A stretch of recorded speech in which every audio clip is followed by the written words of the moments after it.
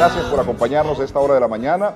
Un mecanismo face to face, como le llama justamente el comandante Manuel Zelaya Rosales. ¿Qué tal amaneció hoy? Buenos días. Bien, Mauricio, mucho gusto. Y bonita su chumpa, le cuento. ¿Le gusta? Muy elegante, muy fino. Esta es la de campaña. Ya veo yo, ya veo. Hablando de campaña, es justamente lo que quiero iniciar esta entrevista, mi querido Carlitos Eduardo. Dime lo que quieras, hermano. ¿Puedo preguntar lo que sea? Pues yo soy persona pública y no debo de tener secretos. ¿Puedo preguntar lo que sea? Ya me pusiste preocupado. Mire, usted no, sabe. Dale con confianza. Sí, Nosotros debemos de ser respeto, capaces ¿verdad? de explicar todas nuestras acciones públicas y privadas. Así debe de ser una persona que se presenta ante el pueblo hondureño como interlocutor. No podemos tener gavetas, no podemos tener cosas de las que no nos gusta hablar o nos incomoda. Yo soy todo lo que soy. Sepa que le voy a preguntar asuntos políticos que no le voy a preguntar ni qué calzoncillo que anda usted hoy. No se preocupe, que hasta ahí no llego. Aunque usted sabe que cualquier cosa puede esperarse. Pero no le voy a preguntar de eso, mi querido Carlos, ni de su vida personal. Claro, yo sé. Yo le pregunto, en principio, me gustaría saber si usted cree que en este momento crítico que vive Honduras, hablar de candidaturas es más bien inoportuno, don Carlos. Bueno, yo creo que tenemos que hacer lo que hemos manifestado ya en diferentes momentos, prepararnos para todos los escenarios. Y uno de los escenarios es el escenario político, electoral, el cual, con la reforma electoral que se dio ahora en el mes de enero, es posible creer que vamos a ir a elecciones en mejores condiciones. De lo contrario, de no haber habido reformas electorales, sería absurdo e inútil estar en este momento hablando de candidaturas. Pero así como se ha iniciado ya un debate por el tema electoral, iniciado por el mismo coordinador general cuando él decide hacerse a un lado de la lucha electoral, demostrando su coherencia en todo momento de no aceptar ser parte de una reelección ilegal, aunque él puede ir hoy al Tribunal Supremo Electoral e inscribir una candidatura. Pero todos sabemos que la reforma electoral que permite hoy que un presidente se pueda reelegir es espuria y es producto de la manipulación y la violación a la Constitución. Entonces te decía, el presidente Zelaya, como máximo líder y máximo dirigente de Libre, está manejando diferentes temas a la vez. Primero es la organización del pueblo, la organización popular. Ayer estuvo en Zonaguera, muy buena reunión. Uno ve cómo acoge el pueblo el presidente Zelaya porque siente la esperanza de que este país puede cambiar. Bien. Y el presidente Zelaya fue muy contundente allá. Hay que organizar al pueblo para defender la soberanía, pero también está abierto el espacio para organizar las candidaturas por si toca ir a elecciones, debemos de estar preparados. Don Carlos, ahora, asumiendo que en efecto esta precandidatura es un hecho, ¿por qué cede usted sus aspiraciones propias? Bueno. Y le ruego que sea bien franco y sincero. Sinceramente. ¿Por qué cede usted? Por la misma razón que cedí mi candidatura a la Diputación. ¿Por cuál? Creo que es más importante el proyecto que mis propias aspiraciones personales. No creo yo que una revolución pacífica como la que queremos hacer se pueda llevar a cabo si las discusiones van a ser si soy yo o es otro más.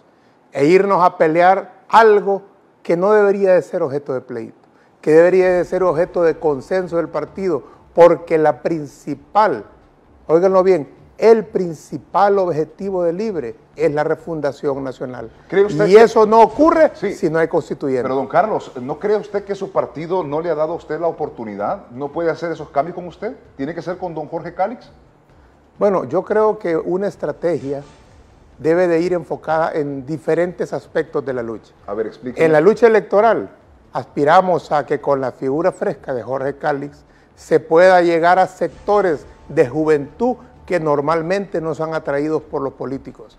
pero tenemos que enfocarnos también y prepararnos para donde se dará una de las batallas más importantes, que es en el próximo Congreso Nacional, donde será en ese Congreso Nacional, donde se convocará al plebiscito y a la consulta al pueblo hondureño para que decida si o no quieren una constituyente. Entonces debemos preparar diferentes flancos. También debemos preparar la organización de nuestro partido. El presidente Zelaya anda haciendo eso, preparando al partido para defender el derecho del soberano a decidir. Y los comandos insurreccionales, por ejemplo, la gente piensa equivocadamente que son comandos que vienen a agredir. La Constitución de la República nos da un mandato muy claro, que cuando alguien llega al poder por el uso de la fuerza o del fraude, es ilegítimo y el pueblo tiene el derecho a la insurrección.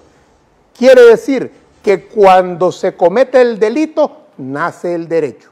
El derecho al pueblo a la insurrección nace cuando se roban las elecciones o cuando se da un golpe de Estado. Don Carlos, usted me está diciendo de que la estrategia es alcanzar el voto joven y que de pronto quieren que, me imagino, buscan que se repita el fenómeno en algún momento del que ocurrió en Salvador con el señor Bukele. Bueno, que está de moda el tema de Bukele. La gente lo relaciona muchísimo con eso. O sea, la gente que está harta del bipartidismo, la gente está harta de los políticos tradicionales que le mienten y le han mentido por siempre.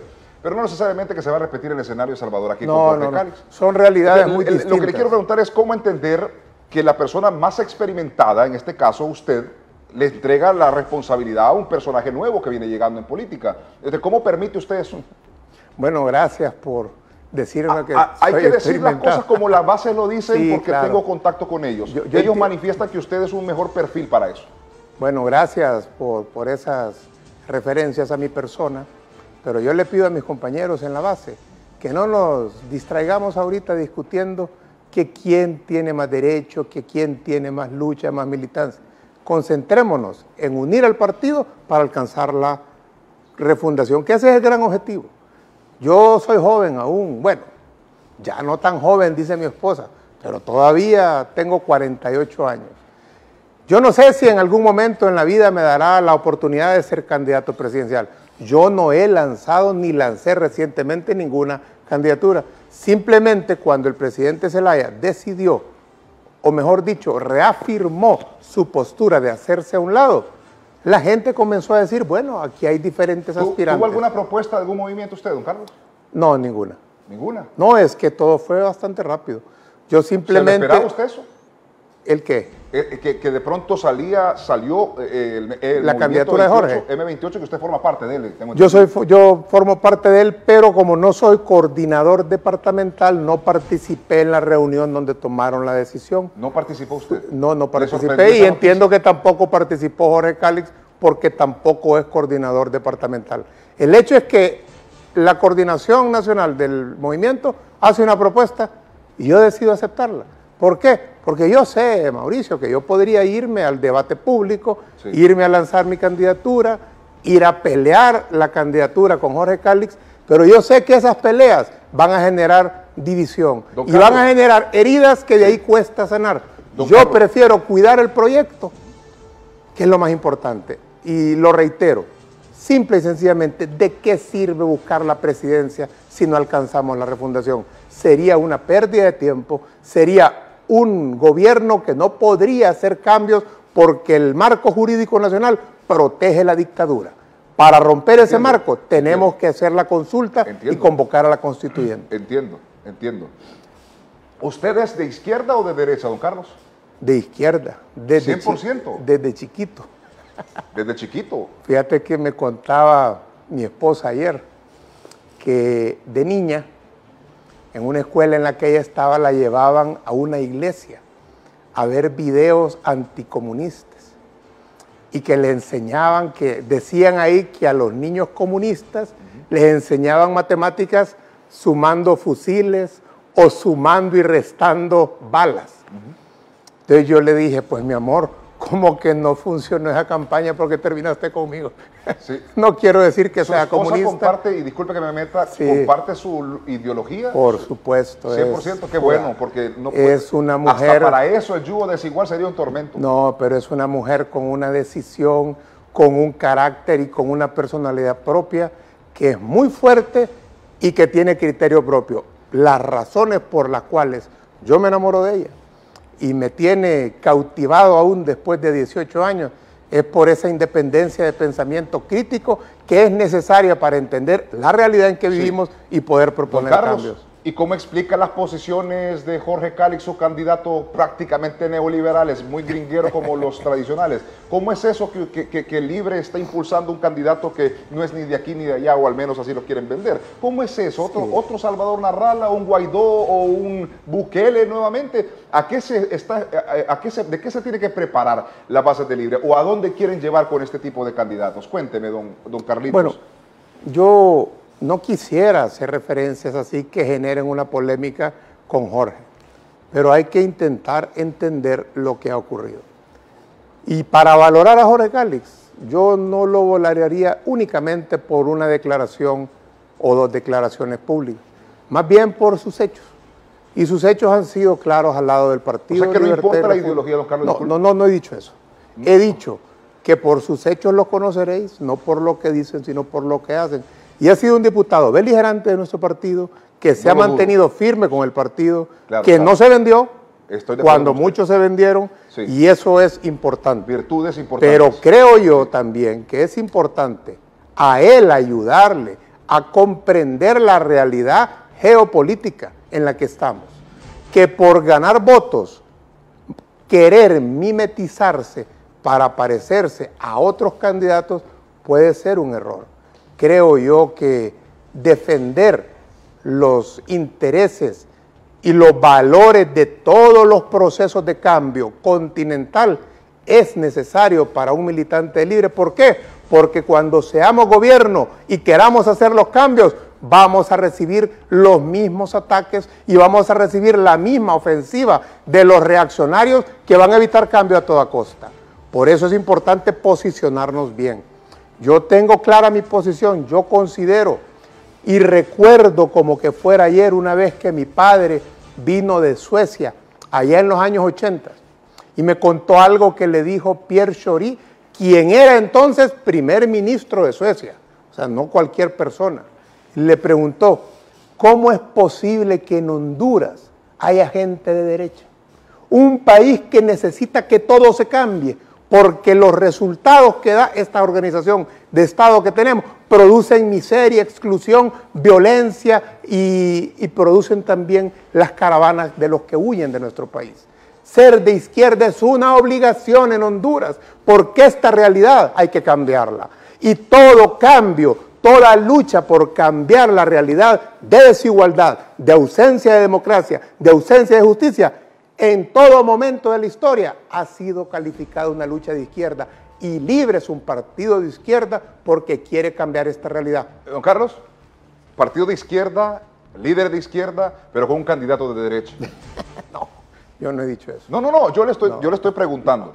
Yo no creo que Jorge Cálix sea un candidato de derecha. Yo tuve un cara a cara con él y le hablé justamente sobre temas del socialismo, sobre temas ideológicos, sobre incluso políticas económicas monetaristas que dice que hay que ser austeros para resolver el tema económico. ¿Usted comparte esa propuesta de austeridad de Jorge Cálix? Porque Libre tiene otro planteamiento de raíz, no vamos a ser austeros, así como... ¿Usted lo comparte eso? Claro, creo que la austeridad es necesaria en el manejo de la cosa pública, sobre todo en condiciones como las que vive nuestro país. Y la austeridad, mire usted lo que ha hecho López Obrador allá en México. Le quitó las pensiones multimillonarias que tenían los expresidentes de la República y le subió la pensión a los viejitos. Pero López Obrador muy definido en su ideología y sus convicciones, muy definido. No le huye hablar del socialismo, no le huye hablar de izquierda, no se avergüenza de lo que él cree. Y eso son dos cosas muy distintas, don Carlos Eduardo. Sí, usted me está respondiendo como un hombre de convicciones, un hombre de izquierda, y no anda con cosas. Usted me está diciendo eso. Y yo creo que las bases de Libre están analizando eso. Y es el derecho, y por eso yo estoy haciendo estas interrogantes, y no es nada personal con don Jorge Cálix. Y es un tema realmente interesante y especial a lo interno del Partido Libertad y Refundación. Recordemos que aquí nos han creado por 60 años todo un prejuicio en la mente de la mayoría de los hondureños. El prejuicio es que el comunismo es malo. Y el prejuicio va acompañado de ejemplos. Todo aquel que lucha por derechos, ¿qué le decían? Comunista. Todo aquel que luchaba por tierras, comunista. Todo aquel que ha luchado por derechos laborales, comunista. Todos aquellos jóvenes que lucharon por la autonomía universitaria, comunistas. Entonces se ha vuelto un prejuicio en nuestro país donde a veces nos da temor asumir posiciones. Yo creo que no debemos tener ese temor, debemos tener la capacidad para explicarle a todos los hondureños que nuestras posturas no son amenaza para nadie, son posturas para salvar a toda la sociedad, porque Libre no aspira a gobernar para destruir a nadie. Libre aspira a gobernar para que haya justicia que no tenemos hoy, para que haya inclusión que no existe y para que haya justicia. Nuevamente reitero, justicia, porque la justicia puede ser jurisdiccional, pero también humana. Sí, don Carlos, usted ha dicho que ha cedido su aspiración o su derecho que le corresponde a ser un precandidato también. Aspirar, ¿verdad? Usted da nuevamente. Todos aspiramos a algo. No, claro, claro, mire, pero la cuestión es de que no, usted dice que por una posición militante, que primero la causa, etcétera. Y me parece correcto, un hombre muy disciplinado. Pero ¿no cree usted que ceder otra vez es más bien un proceso antidemocrático que más bien crea en sus seguidores, porque usted ha recorrido todo el país, crea en sus seguidores aquella duda de qué le pasa a Carlos Eduardo? Pues, o sea, teniendo la trayectoria, la capacidad, ¿por qué ceder otra vez? O sea, ¿no se cree capaz? ¿No se cree capaz de ganar o no confían en él? ¿No reúne los requisitos? ¿Qué más le hace falta? La gente se pregunta eso y por favor, si gusta responderme. Claro, con gusto, Mauricio. Eres buen periodista y sabes preguntar. Gracias, don Carlos. Los temas que la gente al final necesita que se le aclaren. Y esa es la calidad periodística que siempre he visto en tu persona. Muchísimas gracias. Yo creo que yo no cedí nada, porque yo no tengo nada. Yo no soy candidato a nada. Si yo hubiera sido candidato de un movimiento o ya candidato de un partido y decido retirarme, ahí sí cedería algo. Yo simplemente decliné temporalmente una aspiración en nombre de la unidad del partido. Creo yo que, y no es retórica, construir la unidad interna en Libre es superior y más necesaria a que yo me lance de candidato o no me lance. Al final, reitero, el campo de batalla donde vamos a enfrentar a la dictadura para su derrota final tiene muchos escenarios. Uno es la presidencia de la República, pero no es el único. Solo ese ganándolo no logramos la refundación. Debemos distribuir todos nuestros cuadros en los diferentes escenarios. Y el comandante general es el presidente Zelaya, que sabrá bien cómo guiarnos a vencer en las calles, en las urnas, en el Congreso, para refundar el país. Don Carlos, ¿cómo le pregunto? Mire, estás craneando. Sí, mientras usted responde, estoy tratando de ver qué le pregunto ahora, qué se me ocurre. Bueno, mire, suponiendo hablemos de que, del Barça, si quieres. Y al final. Supongo que para lograr este acuerdo de que usted en una conferencia manifieste su respaldo a don Jorge Calix, le dé la mano, le dé toda la cuestión, supongo que pudo haber existido algún tipo de condiciones. ¿Le gustaría hablarnos al respecto un poquito más allá de lo que la gente no sabe, de qué condiciones se pudieron haber dado para que se pueda dar ese paso? Porque usted tiene liderazgo, usted tiene estructuras, mucho trabajo a nivel nacional, no como un solo candidato a diputado, usted tiene una estructura nacional. ¿Cómo ceder todo ese trabajo? ¿A cambio de qué, don Carlito, si me quiere contestar también? Pues cuando yo platiqué... Póngale la cara, por favor, cuando yo platiqué en privado con Jorge Calix, fue como... Ahí estamos con él. Como 4 o 5 días antes del anuncio, yo le dije una cosa: a lo que yo me voy a dedicar, a lo interno del M28 y de mi partido Libertad y Refundación, a construir el camino de la constituyente. Y él estuvo completamente de acuerdo, me dio la mano en ayudarnos a construir ese camino. Porque esta lucha no es por la vanidad de nadie. Aquí no vamos a desperdiciar la sangre de tanto compañero que ha caído solo para que alguien se sienta bien y diga: soy presidente, soy diputado. Esas vanidades destruyen los partidos. Un partido que enarbola el socialismo democrático, enarbola la solidaridad, enarbola la lucha hombro con hombro de todos aquellos los que creemos que este país debe de cambiar. Y yo no creo que hayan muchos hondureños que crean que la situación de Honduras no debe de cambiar. Entonces, ese fue el tema de fondo. No hubo nada más que eso. Creo yo que ya vendrán otros momentos donde habrá que escoger planillas. Ese es un tema que queda para más adelante, para el otro año. Vamos a tener que escoger planillas. Y yo no he rehuido la posibilidad de participar en una planilla. Estoy dispuesto, como lo he dicho, a participar en la trinchera que me asigne el comandante de mi partido, Manuel Zelaya, o las bases y el pueblo del Partido Libertad y Refundación. Entonces... es como que no me crees. No, yo creo lo que usted está diciendo, pues no quiero que venga te estoy hablando con la verdad, compañero. Usted me puede a mí decir cualquier cosa, pero la gente lo está chequeando. Sí, qué hay bueno, el ojo público. Sí, no, hay más de 800 personas conectadas hasta ahora. Ahora, saludos a todos y buenos días. Yo veo que, ¿cómo cree usted que pueda quedar el escenario de las reformas electorales? Porque usted dijo algo al inicio, de que ahora se podrá participar en un proceso, dijo usted, un poco más confiable en comparación a los procesos anteriores. Pero yo le voy a decir una cosa.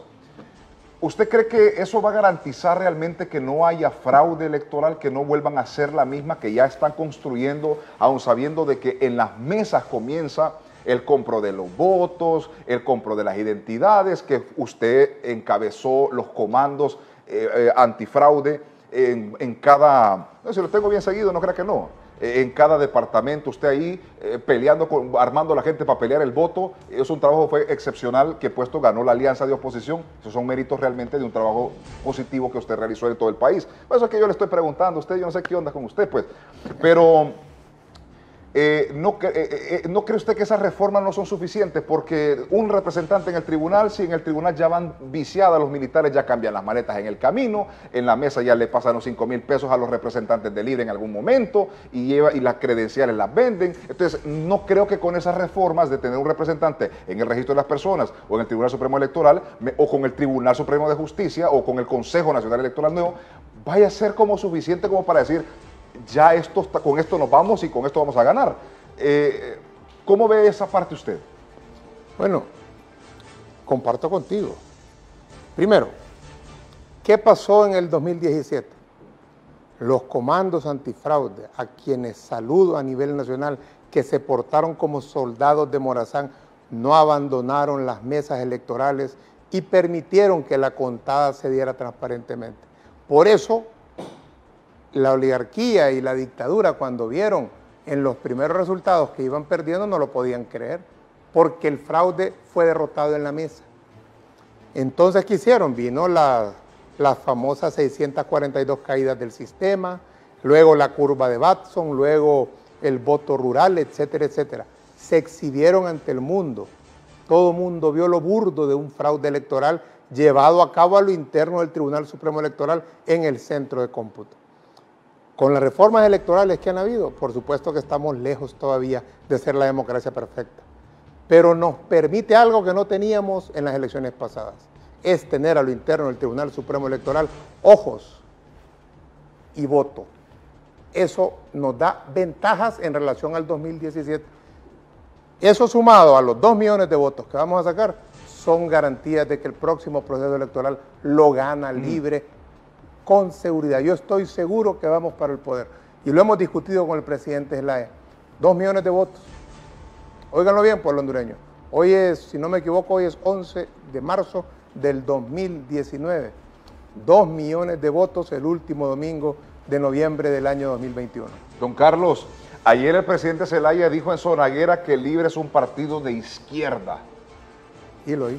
¿Verdad que lo dijo? Sí, lo estuve escuchando. Lo vi a César Silva, que por cierto hoy a las 8 lo invitamos para que nos acompañe ahí a solidarizarnos con el brother, para ir Yo voy a estar, después de este programa aquí nomás me quedo.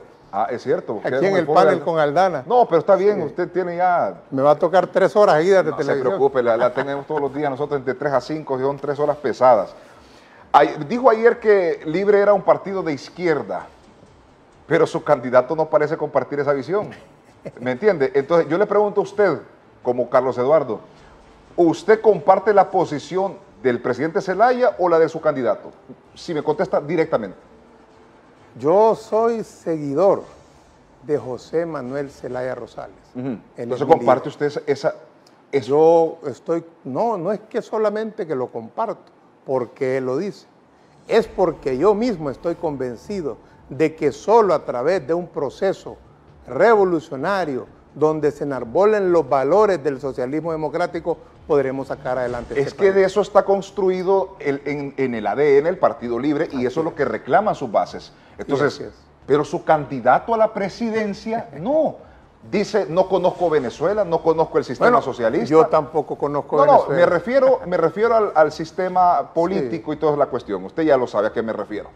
Dice que no, dice que hablar de ideologías no, que desmarcado completamente. No, yo sé que posiblemente usted lo dijo al inicio, una estrategia para alcanzar aquí, alcanzar allá, pero usted, una persona como usted, una persona como Patricia Rodas, una persona como Rixi Moncada, una persona como Xiomara Castro de Zelaya, llevaría el Partido Libre al poder, ganaría las elecciones e hiciera los cambios refundacionales y estructurales que este país requiere, sin necesidad de estar coqueteándole a los gringos para ver si soy un candidato light con quien podamos negociar, sentarnos a hablar y que me dejen llegar. ¿Por qué tenemos que guardar en una mochila nuestras convicciones, ideologías, para caerle bien a los gringos y que nos dejen ganar? ¿Por qué, don Carlos? Bueno, yo respeto inmensamente la historia y al pueblo norteamericano. Son paradigmas, todavía 240 años después de su revolución, son un paradigma, ya que fundaron la primera nación democrática del mundo y cambiaron la lógica preexistente de que el soberano era el rey y ellos dijeron el soberano es el pueblo. Yo creo que estas naciones tienen un problema, que hay una clase dominante sin convicciones nacionales, sin amor nacional, que los une en todo el continente el interés económico y los valores hacia la sociedad de Estados Unidos. Yo veo más peligroso la actitud de esta clase dominante para Honduras que los propios Estados Unidos, porque países como Costa Rica se dan a respetar y no son enemigos de Estados Unidos. Nosotros, los militantes de Libre, construiremos un Estado nuevo que no será enemigo de los Estados Unidos, pero sí debe de haber, por nacionalismo, por patriotismo, un gobierno que se dé a respetar y que podamos hacer acuerdos que se respeten transparentemente, pero no seguir dependiendo del gran capital internacional para decidir las políticas internas. ¿Por qué no hay democracia en Honduras? Porque los que nos gobiernan defienden intereses de afuera, no de adentro, y defienden intereses de un pequeño grupo. Nosotros creemos que debemos mantener las mejores relaciones comerciales con los Estados Unidos por ser el socio estratégico que es para Honduras, pero no podemos ser lacayos de nadie. Debemos dejar atrás el sentimiento malinchista de muchos que hoy nos gobiernan y poner de moda el sentimiento morazanista, el sentimiento de aquellos patriotas que soñaron que este país podía ser libre, soberano, independiente. Sueño aún para nosotros. Eso es lo que tenemos que construir. No somos enemigos de ninguna nación, pero tampoco seremos lacayos de nadie, ni del norte, ni del sur, ni del este, ni del oeste. Debemos defender los valores, los intereses del pueblo hondureño. Don Carlos, me parece que sus palabras son de una persona que siente la revolución en su corazón, que siente esos cambios, y yo no me equivoco, usted es una persona clara, yo por eso más o menos tenía una idea de cómo iba a desarrollarse esta entrevista. Usted puede hablarle de fortalecer la identidad a sus bases, la identidad de un militante 100% de Libre, pero ¿lo podrá hacer con su candidato? Fortalecer la identidad del Partido Libre, usted lo puede hacer, pero ¿lo podrá hacer con su candidato? Bueno, yo creo que Jorge es parte de este equipo. Y Jorge hasta este momento ha demostrado su lealtad a la causa y su lealtad al presidente Zelaya. Estamos de acuerdo, eso es indiscutible. Construir esa identidad no es tarea exclusiva de un candidato ni de una persona. Es tarea de todos los que pensamos igual. Darle seguridad a la gente, poderle enseñar dónde está la trampa que nos pasan tirando a través del gran manto radioeléctrico de la oligarquía, que siembra ideas que a veces nuestros propios compañeros no logran descifrar y las repiten. ¿Usted cree que Hugo Chávez dejaría a una persona que no sintiera la revolución en su corazón? ¿Usted cree que Chávez lo hiciera? Porque estamos hablando del máximo líder de izquierda, impulsor del socialismo del siglo XXI. Yo no puedo decir modernos. ¿Usted cree que Chávez yo no puedo hablar de lo que pudo o no haber hecho Chávez. No, pero estamos... Puedo hablar de lo que hizo. No, pero y lo que hizo fue dejar la revolución. Dejar a Nicolás Maduro, ¿usted cree que pudo haber dejado a un Guaidó? No. ¿Y entonces por qué aquí sí? Bueno, pero es que tú estás haciendo una comparación que yo no comparto. Es lo que me transmitió justamente el candidato. Así fue la percepción que de entrada me dio al hablar de temas ideológicos y de temas ya estructurales. Bueno, yo te reitero, hay dos formas de hacer la revolución o dos caras de lo mismo. Una son los hechos, otra es las palabras y también lo que construimos como mensaje. Y lo que ha hecho hasta hoy Jorge Cálix no contradice lo que el partido plantea. Por eso yo te dije hace un rato, y ya te cité a Jesucristo, ahora te voy a citar a Carlos Marx. Marx decía que la práctica es el criterio de la verdad. Uno es lo que hace.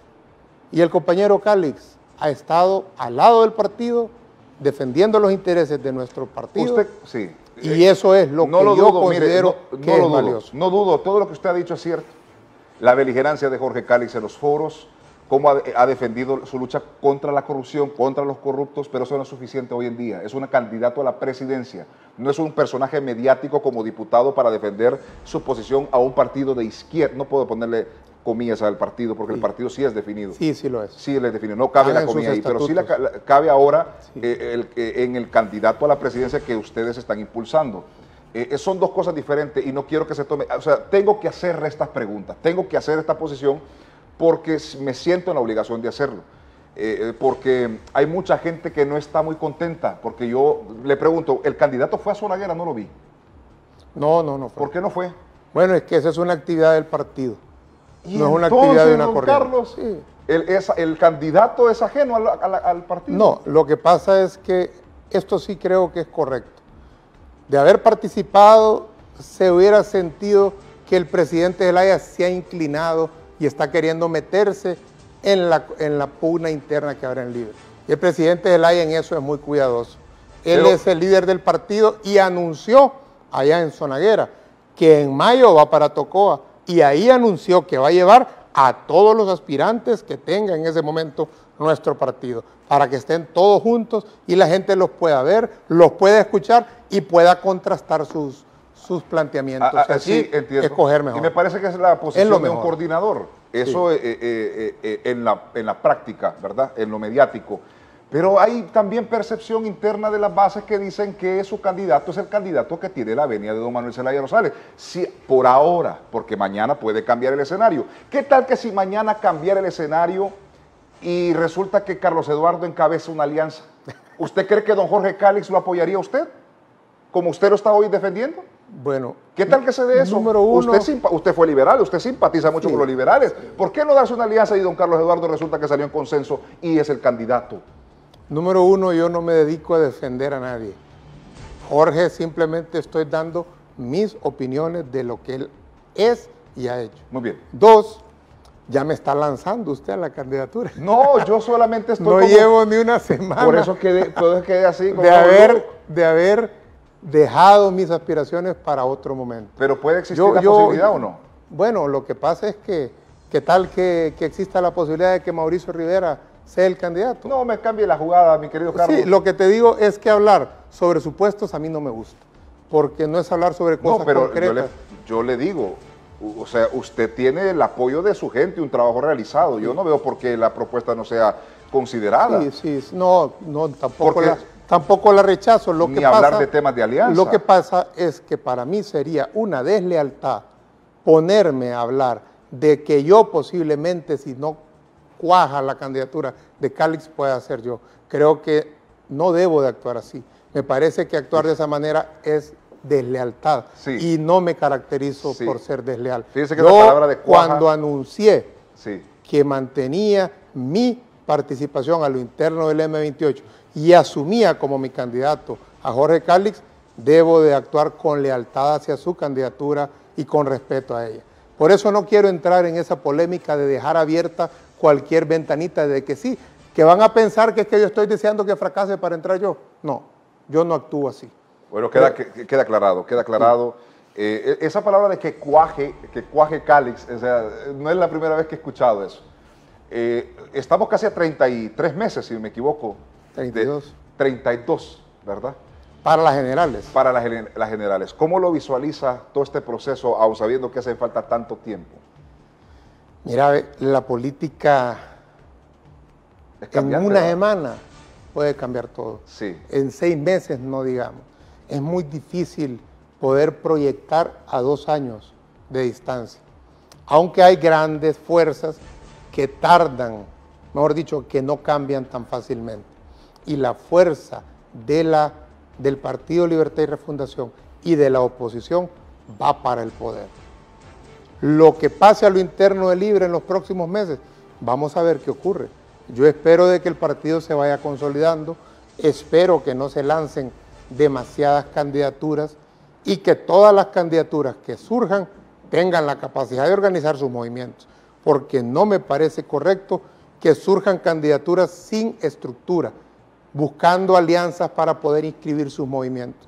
Creo que es más saludable para el partido que solo puedan participar los que realmente tengan capacidad de construir los requisitos mínimos que manda la ley electoral, que son 150 planillas municipales y 10 planillas departamentales a diputados. Es importante eso. Acuérdate que en las elecciones internas y primarias pasadas hubo mucha alianza. En esta vez, con los cambios que habrá a la ley electoral, ya no se podrá hacer de esa forma. Si hay algo que se escucha en cada departamento, en cada diálogo con el pueblo, es el urgemel, y la gente alberga la esperanza. En algún momento los fieles seguidores, los celayistas, los melistas en este caso, consideran de que Mel es el candidato que debería de participar y que arrastra multitudes y que ahí no va a haber ningún problema de desconfianza, de desencanto, de desmotivación, sino que albergaría y abrazaría a todos los militantes de Libertad y Refundación. El candidato ideal para muchos en las bases es la percepción.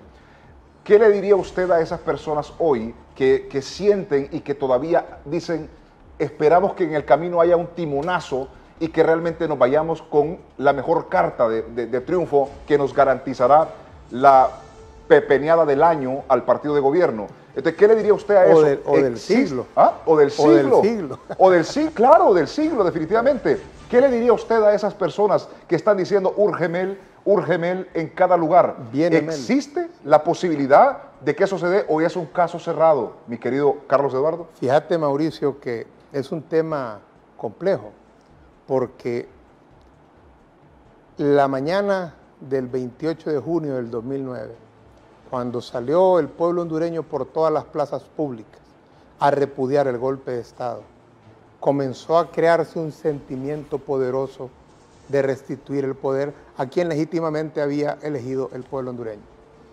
Y ese sentimiento llenó nuestro corazón. Y todos creemos que el presidente Zelaya es quien puede encarnar y mantener unido nuestro partido. Y por supuesto que a mí personalmente sería una satisfacción enorme verlo de nuevo con la banda presidencial. Pero no es tan simple como eso. La reelección en Honduras no es legal y el presidente Zelaya es coherente no va a participar y hacer uso de una triquiñuela cachureca para poder lanzar su candidatura, porque eso también generaría división a lo interno del Libre y es algo incorrecto, que es como que nos desdigamos de lo que hemos sostenido ya por años. Habrá que ver, aceleremos los procesos, unamos el partido, ganemos el poder, ganemos el Congreso, hagamos la consulta y que decida el pueblo hondureño. Y si el pueblo hondureño en consulta directa dice que la reelección va, entonces presidente Zelaya podría aspirar sin ningún problema. Entonces es un caso cerrado. Bueno, yo creo que mientras no existan condiciones como las que te mencioné, que ya sea una constituyente o una consulta directa, quien habilite la reelección y la legitimice, no esta que hay ahorita, que es espuria y que contradice la propia Constitución, Mauricio, porque sigue en el texto constitucional la prohibición de reelegirse. Entonces, ¿usted qué opina sobre la situación que está en Venezuela? Déjeme un comentario, no puede abandonar al ver usted una clara injerencia de los Estados Unidos en Venezuela, que su candidato no quiso hablar, ¿verdad? Que dice que Venezuela es Venezuela y aquí no se refirió al tema. Sí. ¿Usted me podría dar su opinión sobre eso? Bueno, ¿que parece ser un tema de miedo para muchos? Yo te diría que en efecto los venezolanos tendrán que resolver su crisis interna entre los venezolanos. Esa es la regla. Claro. Pero yo no me puedo permitir no opinar desde afuera con lo que veo. Soy solidario con los procesos de cambio. Allá también existe una clase dominante, económicamente poderosa, que no tiene sentimiento nacional y que viven entregados a intereses extraños a los del pueblo venezolano. Antes tenían como gran negocio el uso del petróleo a sus anchas, que por más de 60, 80 años explotaron sin que el pueblo venezolano tuviera beneficio alguno. Hoy ese petróleo es del pueblo venezolano. Y los proyectos que han construido en el proceso de revolucionario han generado condiciones de mejoría de vida para millones de venezolanos que estaban excluidos. Esos son los que sostienen al gobierno de Maduro. Esos son los que están dispuestos a defender la revolución que les dio dignidad, que les dio la capacidad de salir de la miseria y de los andrajos. Entonces, por supuesto que hay una crisis en Venezuela, pero las raíces de la crisis son la lucha que tiene toda nación que está en proceso de cambio. Y quiero hacer dos ejemplos históricos. ¿Qué pasó cuando se dio la Revolución Francesa? ¿Qué pasó después de la toma de la Bastilla el 14 de julio de 1889 y su proceso posterior revolucionario que llevó hasta la decapitación del rey Luis XVI? ¿Cuál fue la reacción de Europa? Todos los países europeos invadieron a Francia. Todos los gobiernos invadieron el territorio francés para desmontar el gobierno revolucionario. ¿Y qué pasó en Francia? Se unió el pueblo y surgió una figura que logró derrotar a todos esos gobiernos que querían, gobiernos, me refiero monárquicos, que querían derrotar la Revolución Francesa. Ahí surgió Napoleón Bonaparte. Y Napoleón no solo defendió Francia, sino que tomó el control de Europa. Entonces, todo proceso de cambio en la historia produce reacción y produce crisis que debe de ser superada. Que cuando la Revolución Rusa triunfa, casi nadie sabe esto. 13 naciones invadieron la antigua Unión Soviética, entre ellas Estados Unidos, para desmontar el gobierno revolucionario soviético. ¿Y saben qué? Los soviéticos vencieron a esas 13 naciones, entre las que estaba Francia, Inglaterra, Italia, los países bálticos y Estados Unidos, y los derrotaron. ¿Por qué? Porque el sistema no quiere que haya cambios. Es tarea de los pueblos impulsar y defender los cambios. Nosotros, reitero, si no entendemos eso y creemos que callándonos y no solidarizándonos con ese proceso revolucionario, vamos a ganar.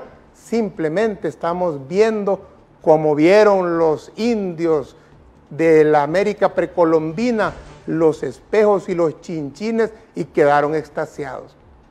Defendiendo y solidarizándonos con esos proyectos de revolución pacífica, es que vamos a garantizar que cuando nosotros estemos construyendo la refundación nacional, también seamos y recibamos la solidaridad de otros lugares del mundo, porque con seguridad en Honduras sabrán quiénes se opondrán a los cambios. ¿Por qué? Porque defienden los intereses de un 1% de la población que tiene más dinero y más riqueza que el 70% de los hondureños. Mire cómo eso es terrible, la realidad que vive este país es terrible y debe de cambiar. Estoy de acuerdo. Usted dice callar y no solidarizarse con estos pueblos. ¿Qué fue lo que dijo? Eso.